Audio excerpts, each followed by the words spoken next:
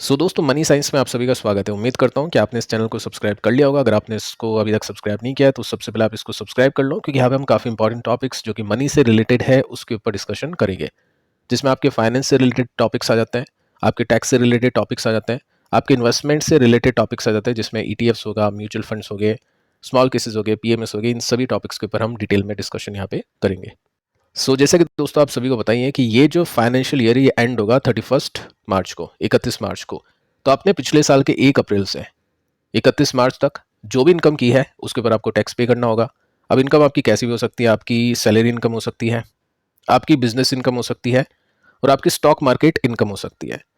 ठीक है, तो ये कैटेगरी अलग है। हम यहाँ पे डिटेल में स्टॉक मार्केट की जो भी इनकम है, जो भी प्रॉफिट्स है, कैपिटल गेन्स है, उसके ऊपर जो टैक्स पे करना होता है उससे हम कैसे बच सकते हैं, या फिर उसमें हम कैसे कमी ला सकते हैं, हम कम टैक्स कैसे पे कर सकते हैं, एथिकल होगा, स्ट्रैटेजी के हिसाब से मैं आपको यहाँ पे सिखाने की कोशिश करूंगा। यूट्यूब पर आपने काफ़ी सारे वीडियोस देखे होंगे जिसमें थ्योरी आपको बताई जाती है, बट प्रैक्टिकली मैं आपको यहाँ पे डिटेल में समझाने वाला हूँ। हो सकता है वीडियो थोड़ा सा लंबा हो जाए, लेकिन आपको शांति से पेशेंस के साथ में देखना है, तब जाके आप पूरी जो बात होगी वो यहाँ पे आप सीख पाओगे। अब देखिए, सबसे इंपॉर्टेंट जो डाउट अभी के समय इन्वेस्टर्स के मन में है, या फिर जो चैनल के मेंबर्स है, सब्सक्राइबर्स, उनके मन में है कि ये जो 12 लाख तक की जो इनकम पर टैक्स नहीं लगेगा, क्या उसमें स्टॉक मार्केट की इनकम भी इंक्लूडेड है क्या। बजट के ऊपर हमने बातचीत की थी, एक बहुत बड़ी यहाँ पे हमको रिलीफ मिली थी, उसके ऊपर मैंने आपको डिस्कशन करके बताया था। काफ़ी कमेंट्स आए कि इसमें स्टॉक मार्केट का प्रॉफिट भी है क्या, कि हमको 12 लाख से ऊपर प्रॉफिट नहीं है तो क्या हमको टैक्स पे नहीं करना होगा क्या। देखिए दोस्तों, ऐसा नहीं है। ये जो रूल है ये आपकी सैलरी इनकम, आपकी बिजनेस इनकम के ऊपर है।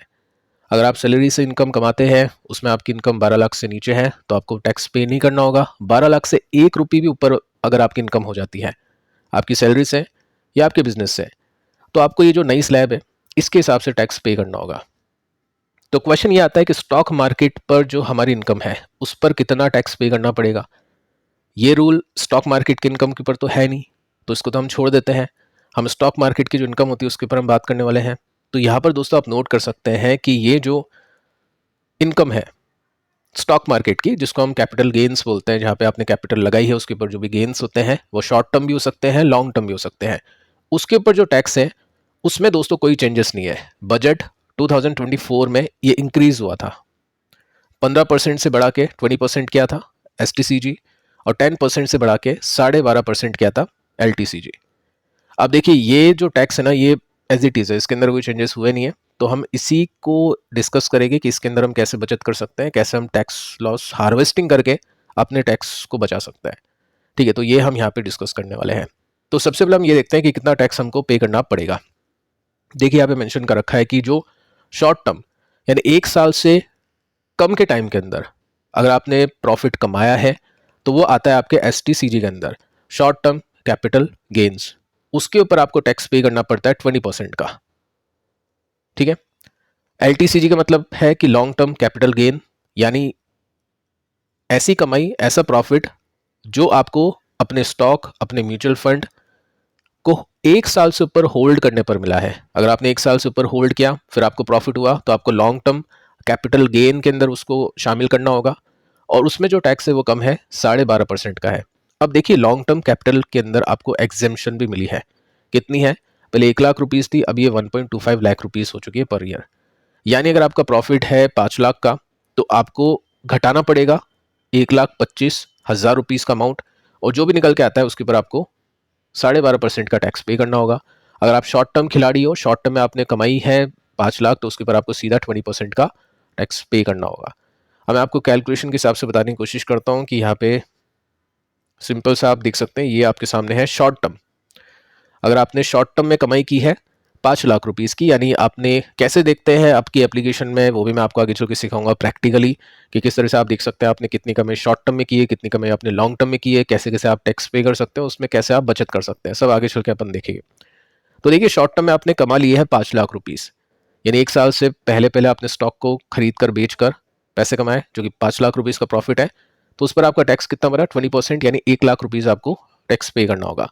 अब आपका जो सीए है उसके ऊपर डिपेंड करता है कि कितनी उसके अंदर स्किल्स है, वो आपके टैक्स को कैसे बचाता है। तो सीए के ऊपर भी काफ़ी सारी चीज़ें डिपेंड करती है, वो सेक्शंस के अंदर काफ़ी सारे डिडक्शंस लेकर आ सकता है। ठीक है, वो डिपेंड करता है सीए के ऊपर, लेकिन हाँ, नॉर्मली हम देखें ना तो इतना टैक्स आपको पे करना पड़ता है। अगर आप नहीं करोगे, रिटर्न के अंदर इसको शामिल नहीं करोगे, रिटर्न नहीं भरोगे ना, तो फिर आगे चल के प्रॉब्लम आपको हो सकती है। तो ये गलती मत करना। अगर आपकी इनकम 12 लाख से नीचे भी है, आप स्लैब के हिसाब से नहीं आते हो ना, तब भी आपको ये तो पे करना चाहिए, नहीं तो आगे चल के प्रॉब्लम क्रिएट हो सकती है। ठीक है, तो इसमें आप देख सकते हैं यहाँ पे 1 लाख रुपीज़ का टैक्स बन जाएगा। अब इसको कैसे बचा सकते हैं वो आगे देखते हैं। अब देखिए लॉन्ग टर्म की बात कर लेते हैं। तो लॉन्ग टर्म में अगर आपने 1 साल से ऊपर स्टॉक्स को बेचकर होल्ड करके 5 लाख रुपीज़ की कमाई की है, तो पहले एग्जम्पशन है कि सरकार ने बोला है कि इतना प्रॉफिट तो आपका माफ है, उसके ऊपर वाले जो भी प्रॉफिट्स होते हैं उसके ऊपर अपन टैक्स लेंगे। तो कितना बनता है? 375। अब जो 12.5% लगेगा वो इस पर लगेगा 375 पे, और जो टैक्स आएगा वो 46,000 समथिंग कुछ आएगा। ठीक है, तो ये तो हो गया बेसिक। अब देखिए हम फंडा समझते हैं टैक्स लॉस हार्वेस्टिंग का। स्क्रीन बिल्कुल नॉर्मल है, यहाँ पे आपको थोड़ा सा सुनना पड़ेगा, समझना पड़ेगा, क्योंकि यहाँ पे कुछ खास आपको दिखाई नहीं देगा। मैं आगे चल के प्रैक्टिकली आपको सिखा दूंगा, वो बात अलग है, लेकिन एक बार आप इसको यहाँ पे समझो। अगर आपके पास में शॉर्ट टर्म में 5 लाख रुपीज़ का मुनाफा है, देखो अपनी एप्लीकेशन में आप देखते हैं कि एक तो रियलाइज प्रॉफिट होता है, एक अनरियलाइज प्रॉफिट होता है। तो अनरियलाइज का मतलब यह है कि ऐसा प्रॉफिट या ऐसा नुकसान जो आपने रियलाइज नहीं किया, यानी आपने उसको बुक नहीं करा है। और रियलाइज का मतलब होता है कि आपने वो प्रॉफिट या फिर आपने वो जो नुकसान था वो बुक कर लिया है। तो जो भी अपने को टैक्स पे करना होता है वो बुक किए हुए प्रॉफिट पर करना होता है। ऐसे आपकी एप्लीकेशन में आपको प्रॉफिट अगर दिखा रहा हो 10-15 लाख रुपीस का, तो उसके ऊपर आपको कोई टैक्स पे नहीं करना है जब तक आप उसको बुक नहीं करते हो। तो अपने को ये देखना है कि अपन ने कितना रियलाइज प्रॉफिट किया है। वो आगे चल के मैं आपको बताता हूँ कैसे अपन देख सकते हैं। तो मान लो कि आपने शॉर्ट टर्म में 5 लाख रुपीस का मुनाफा बुक किया है, तो टैक्स आपको इसका 20% पे करना होगा। लेकिन अगर आपके पास में लॉसेस भी दिख रहे हैं, अभी ये समय बहुत ही नॉर्मल है अपने पोर्टफोलियोज में लॉसेस को देखना। शॉर्ट टर्म में तो काफ़ी दिख रहे होंगे, जो आपने अभी 4-6 महीने पहले स्टॉक लिए हैं या फिर अभी आपने लिए हैं, तो उसमें ऑब्वियस आपको लॉसेस दिख रहे होंगे। तो आपने 5 लाख रुपीज़ का प्रॉफिट तो बुक कर लिया। शॉर्ट टर्म की बात करूँ, यहाँ पे लिख देता हूँ। लेकिन आपके शॉर्ट टर्म के लॉसेज हैं वो कितने हैं? 3 लाख रुपीज़ के हैं, लेकिन वो तो आपने बुक ही नहीं किया। तो आपको टैक्स कितने का पे करना होगा? 5 लाख रुपीज़ के ऊपर करना होगा, क्योंकि सरकार तो ये बोलती है कि जो आपने बुक कर लिया उसके ऊपर टैक्स पे करो। तो क्या करते हैं लोग, 31 मार्च से पहले अपना जो लॉस होगा ना उसको बुक कर लेते हैं। मान लो XYZ कंपनी का स्टॉक है, 3 लाख रुपीज़ का नुकसान चल रहा है, या जो भी 3-4-5 स्टॉक है उनके ऊपर नुकसान चल रहा है 3 लाख रुपीज़ का।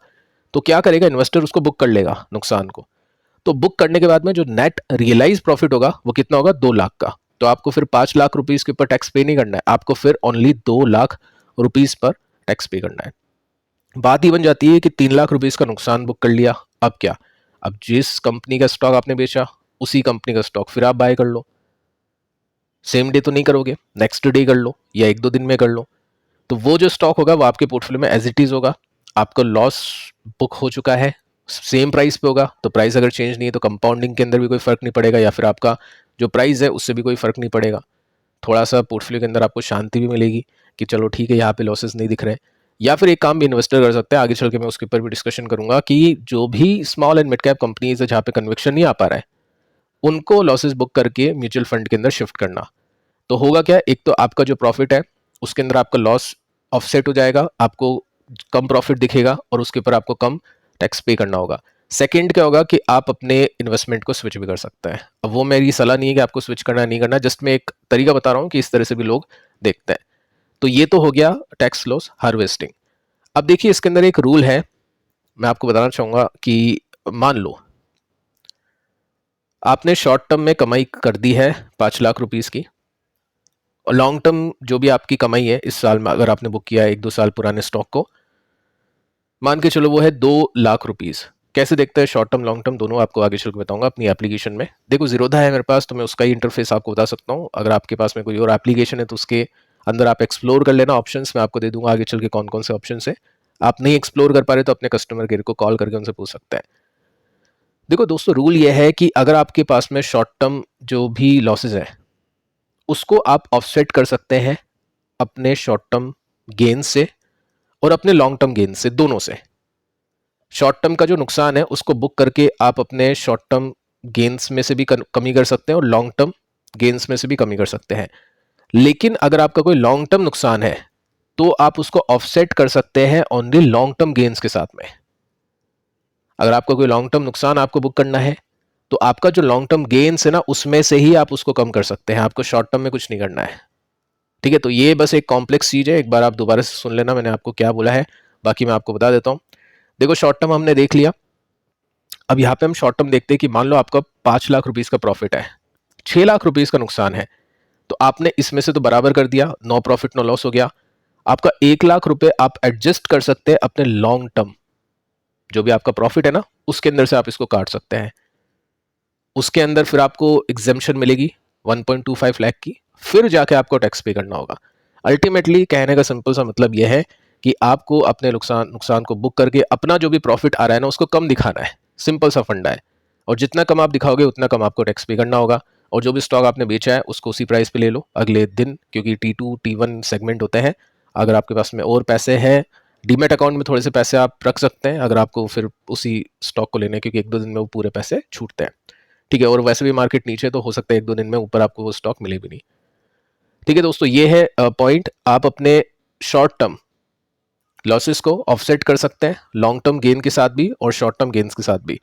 लेकिन आपको कुछ लॉन्ग टर्म बेचना है, लॉसेस में काटना है, तो उसको आप ऑफसेट कर सकते हैं अपने लॉन्ग टर्म गेन्स के साथ में। अब मैं आपको बता देता हूं कि दोनों चीजें आप कैसे देख सकते हैं कि आपने शॉर्ट टर्म में कितना कमाया, आपने लॉन्ग टर्म में कितना कमाया, और उसके अंदर आप कितना एडजस्टमेंट कर सकते हैं।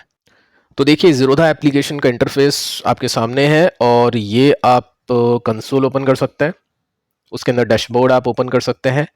रिपोर्ट्स में जाइए तो आपको ये रिपोर्ट मिलेगी जिसके अंदर आपका प्रॉफिट एंड लॉस आएगा। इसके अंदर आप सिंपल सा देख सकते हैं इस फाइनेंशियल ईयर में या जो भी मंथ आप सिलेक्ट करोगे कितना आपके पास में प्रॉफिट या लॉसेस है। ठीक है, टैक्स P&L आपको दिखाएगा कि आपके पास में शॉर्ट टर्म में कितना प्रॉफिट है और लॉन्ग टर्म में कितना प्रॉफिट है। लेकिन आपको यहाँ पे कुछ नहीं करके आपको जाना है इस ऑप्शन में टैक्स लॉस हार्वेस्टिंग के अंदर। इस पे जैसे आप क्लिक करोगे आपके पास में ये विंडो ओपन हो जाएगी, और इसके अंदर आपके पास में आपको दिखाई देगा अपनी स्क्रीन के ऊपर कि आपने short term loss harvesting opportunity कितनी है। इसका मतलब क्या है, अपॉर्चुनिटी का मतलब क्या है, आपके जो भी शॉर्ट टर्म लॉसेज हो गए, मान लो आपकी टोटल आपको नुकसान है 10 लाख का। ठीक है, आपके जो भी डैशबोर्ड है आप एप्लीकेशंस देखते हो उसके अंदर 10 लाख का नुकसान है, तो ये आपको बताएगा कि आपको 5 लाख का या आपको 6 लाख का नुकसान तो शॉर्ट टर्म वाला है, और 4 लाख रुपीस का नुकसान आपका लॉन्ग टर्म वाला है। टोटल आपका 10 लाख का नुकसान है। तो शॉर्ट टर्म नुकसान कौन सा होता है कि जो स्टॉक आपने इसी साल यानी 1 साल के अंदर अंदर खरीदे हैं और उसी में नुकसान हो गया। लॉन्ग टर्म नुकसान वो होता है जो स्टॉक आपने 1 साल से पहले खरीदे हैं लेकिन आज भी वो नीचे है, तो आपको ये बता देगा कि आपका शॉर्ट टर्म वाला नुकसान इतना है, लॉन्ग टर्म आपका नुकसान इतना है। तो ये आपकी अपॉर्चुनिटीज है, अगर आप इनको बेचोगे ना तो फिर आपका जो टैक्स है वो कम आपको पे करना पड़ेगा, क्योंकि आप प्रॉफिट को ही कम दिखा दोगे क्योंकि आपने लॉस काट लिया। ठीक है, तो ये चीज आप थोड़ा सा देख लेना। अब आगे चलते हैं। अब देखिए आपको दोनों चीजें यहाँ पे पता चलेगी। आप स्क्रॉल डाउन करोगे तो आपको ये ऑप्शंस दिखेंगे जिसमें रियलाइज्ड शॉर्ट टर्म गेन्स, जो मैंने अभी आपको कैलकुलेशन करके बताया कि मान लो आपने 5 लाख रुपीस को रियलाइज कर लिया, आपने शॉर्ट टर्म में 5 लाख रुपीस कमा लिए, तो इसके ऊपर आपको 20% टैक्स देना पड़ेगा। तो आपको ये बताएगा कि आपके पास में शॉर्ट टर्म लॉसेस कितने हैं। अगर आपके पास में 3 लाख है तो 3 लाख को बेचो और इसको 5 को 2 लाख कर दो और उसके ऊपर टैक्स पे कर दो। ठीक है, थोड़ा सा नीचे करोगे तो यहाँ पे लॉन्ग टर्म का आपको दिखेगा कि आपने इस साल लॉन्ग टर्म होल्डिंग्स को बेचकर कितने पैसे कमाए, और आपने लॉन्ग टर्म होल्डिंग्स को नहीं बेचकर कितना नुकसान आप अपनी डैशबोर्ड में देख रहे हो, तो आप उसको बेच के आप इससे ऑफसेट कर सकते हो। तो कहने का दोस्तों मतलब है कि शॉर्ट टर्म जो आपके लॉसेस है ना उससे आप इसको भी ऑफसेट कर सकते हो और आप इसको भी कर सकते हो, लेकिन लॉन्ग टर्म लॉसेस को आप लॉन्ग टर्म गेन्स के साथ ही एडजस्ट कर सकते हो। ठीक है, तो ये सब चीजें आप थोड़ा सा इसमें करके देख सकते हैं। अब देखो इसके साथ में आपके म्यूचुअल फंड भी, अब ऐसा नहीं है कि ये जो इक्विटी का अलग कर देना, म्यूचुअल फंड का अलग कर देना, सब कुछ मिला के एग्जेम्पशन लिमिट है 1.25 लाख की। ठीक है, और सब कुछ म्यूचुअल फंड का भी आप इसमें एडजस्ट कर सकते हो और इक्विटी का म्यूचुअल फंड के साथ भी एडजस्ट कर सकते हो। म्यूचुअल फंड पे आप क्लिक करोगे तो आपको ये इसकी इन्फॉर्मेशन यहाँ पे मिल जाएगी। ठीक है, मेरे पास में म्यूचुअल फंड नहीं है, इक्विटी है, तो ये इक्विटी की इन्फॉर्मेशन यहाँ पे आपको दिखाई दे रही है। सो उम्मीद करता हूँ दोस्तों आपको ये समझ में आया होगा, और ये सब आपको करना है 31 मार्च से पहले पहले अगर आप करना चाहते हो तो। ठीक है, आप 31 मार्च से पहले पहले कर सकते हैं। एंड अगर आपको समझने में थोड़ी सी प्रॉब्लम हुई होगी तो आप इसको दोबारा से सुन सकते हैं, देख सकते हैं। फिर भी डाउट्स होगा तो आपको कमेंट्स आपके लिए ओपन है, आप कमेंट कर सकते हैं। बाकी जो टॉपिक्स हो गए जिसमें ETF, म्यूचुअल फंड्स और भी एसेट क्लासेस हो गए, आगे चल के हम धीरे धीरे इसमें इंक्लूड करेंगे। आप इसको सब्सक्राइब कर लेना, और जो भी अपनी फ्रेंड्स एंड फैमिली है जो स्टॉक मार्केट या मनी साइंस से रिलेटेड टॉपिक्स को देखना चाहते हैं, सीखना चाहते हैं, उनको भी आप इसको शेयर करके बता सकते हैं। फिलहाल दोस्तों इस वीडियो में इतना ही, मिलते हैं अगले वीडियो में किसी और इन्फॉर्मेशन के साथ। तब तक के लिए बाय बाय।